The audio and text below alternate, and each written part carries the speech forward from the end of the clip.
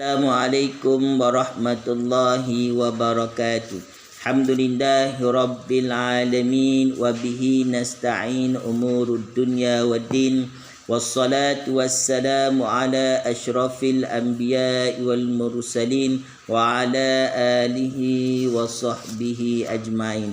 Rabbi syrah li sadri wa yassir li amri wahlul 'uqdatam min lisani yafqahu qawli. Rabbi zidna 'ilma warzuqna fahma. La haula wa la quwwata illa billahil aliyyil 'azim.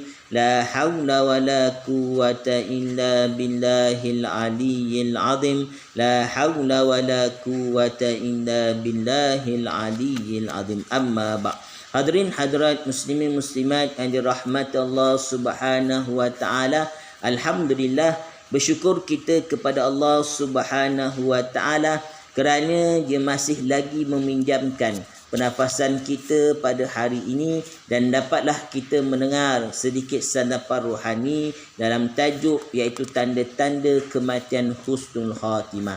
Tanda-tanda kematian husnul khatimah yang telah disabdakan oleh Nabi Muhammad sallallahu alaihi wasallam, iaitu yang pertama, orang yang mati dalam keadaan mengucap dua kalimah syahadah.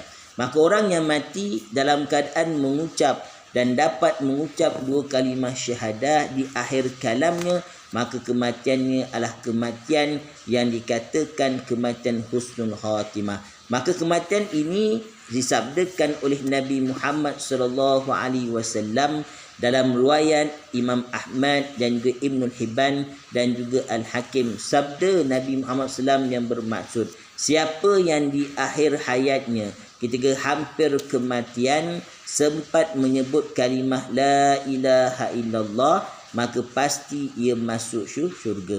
Maka dalam hadis ini Nabi Muhammad SAW menerangkan kepada kita, siapa yang mengucap dua kalimah syahadah, siapa yang mengucap kalimah la ilaha illallah di akhir kalamnya, dan ia akan masuk ke dalam syurga Allah Subhanahu wa taala. Dan kematiannya adalah kematian yang dicemburui dan kematian yang dikatakan kematian husnul khatimah. Seperti mana yang berlaku pada zaman Nabi Muhammad sallallahu alaihi wasallam, seorang pemuda Yahudi yang masih bujang dalam keadaan sentiasa melayani diri Nabi Muhammad sallallahu alaihi wasallam.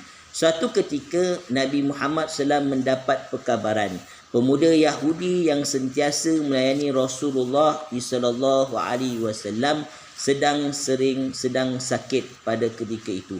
Lalu Nabi Muhammad SAW menziarahi pemuda Yahudi tadi, pergi ke rumahnya dan duduk di sebelah kepalanya. Dan pada saat tersebut Nabi Muhammad SAW mengatakan kepada pemuda Yahudi tadi agar dapat membaca dan mengikut apa yang dikabarkan oleh Nabi Muhammad sallallahu alaihi wasallam. Lalu di akhir kalamnya, pada ketika ia hendak pergi meninggal dunia, sebelum ia pergi meninggal dunia, ia dapat mengucapkan kalimah la ilaha illallah. Nabi Muhammad SAW mengatakan para sahabat, maka orang ini adalah kematiannya dalam beriman kepada Allah Subhanahu wa taala. Yang kedua, iaitu kematian yang dikatakan kematian husnul khatimah, ialah golongan yang kematiannya keluar peluh di dahinya. Orang yang sedang nazak, apabila kita melihat peluh di dahinya, menandakan ia sedang bertarung dengan kehebatan rasa sakit rohnya nak keluar daripada jasadnya. Juga sedang dalam keadaan bertarung dengan godaan syaitan yang menggodanya. Orang yang menderita menanggung sakit ketika saat satu maut, menurut keterangan bahawa Allah akan menghapuskan kesakitannya di akhirat kelak. Pernah berlaku di zaman iaitu Buraidah bin Al-Kasib, iaitu ketika berada di Khurasan, pada ketika menziarahi sahabatnya yang sedang nazak, maka Buraidah melihat di bahagian dahi sahabatnya terdapat bintik-bintik peluh. Maka melihat perkara tersebut, Buraidah terus mengucapkan dengan takbir Allahu Akbar, pada ketika itu dan dia mengatakan bahawa aku pernah mendengar Rasulullah sallallahu alaihi wasallam bersabda yang bermaksud matinya seorang mukmin itu tandanya terkeluar peluh di dahinya. Maka golongan ini adalah golongan yang kematian husnul khatimah.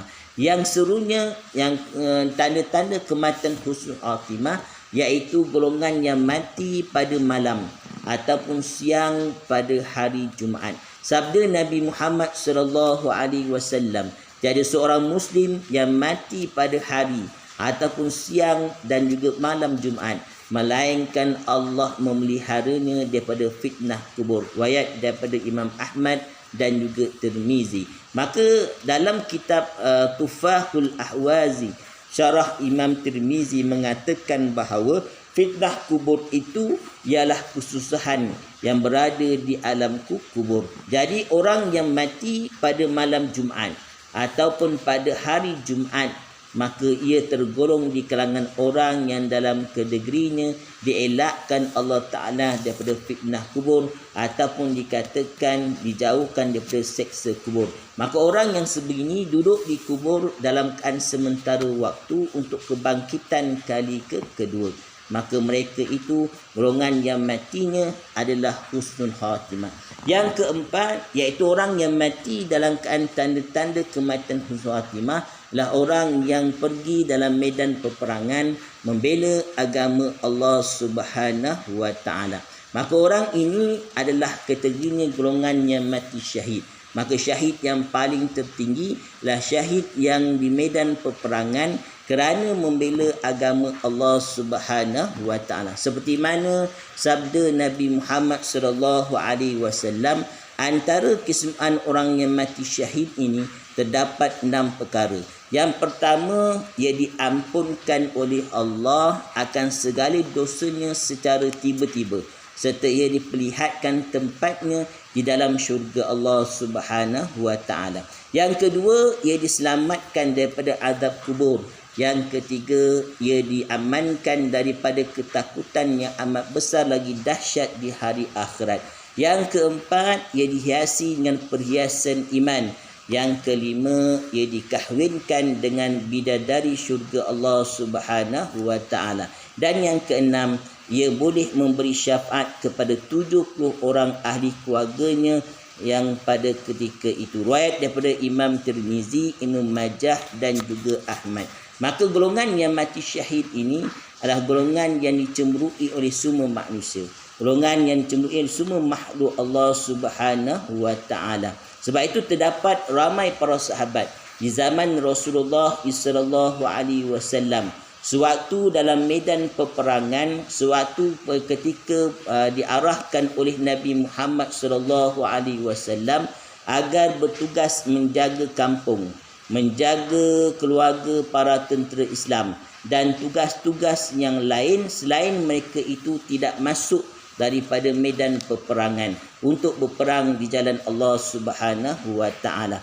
Maka Nabi Muhammad SAW menerangkan dalam sabdaannya yang bermaksud barang siapa yang memohon kepada Allah untuk ia dapat mati syahid dengan sungguh hati, tetapi sehingga ia mati ia tidak dapat berpeluang ke medan peperangan dan tidak pula mati syahid, maka Allah telah menyampaikan hasrat diberikan darjat syuhada walaupun ia mati di atas katil ataupun di tempat tidur. Maka dalam gambaran hadis Nabi Muhammad SAW ini menunjukkan bahawa bukan sahaja orang yang mati syahid itu pergi ke medan peperangan, malah orang yang telah diarahkan oleh Rasulullah SAW untuk menjaga keluarga tentera Islam, termasuk juga menjaga kampung dan tugas-tugas yang lain, lalu ia pergi meninggal dunia dalam menjalankan tugas tersebut, maka ia juga dikira sebagai orang yang mati syahid. Maka disitulah gambaran Nabi Muhammad SAW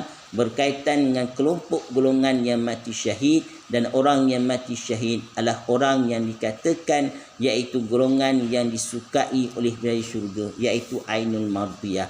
Maka setakat itu saja, wallahu a'lam bisawab. Apa yang baik itu semuanya datang daripada Allah Subhanahu wa taala Dan moga dengan ada perkongsian dan juga sedikit apa berkaitan dengan tazkirah pada malam ini, mudah-mudahan memberi manfaat kepada tuan-tuan. Jika ada salah silap, mohon maaf dan sekian. Assalamualaikum warahmatullahi wabarakatuh.